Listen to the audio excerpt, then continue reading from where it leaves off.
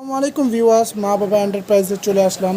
তো আজকে কিছু আর্টিফিশিয়াল চেরি গাছ থাকবে, সব ধরনের গাছই দেখানোর চেষ্টা করব। তো আমাদেরকে হেল্প করবে বিপ্লব ভাই। কেমন আছেন আপনি?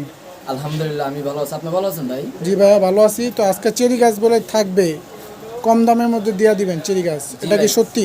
জি ভাই, সত্যিই শুনছেন ভাই।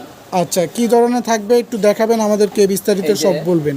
এটা হলো চেরি ফুল গাছ। আচ্ছা ঠিক দেখেন, আছে, এটা হলো হাইট হলো 4 ফিট।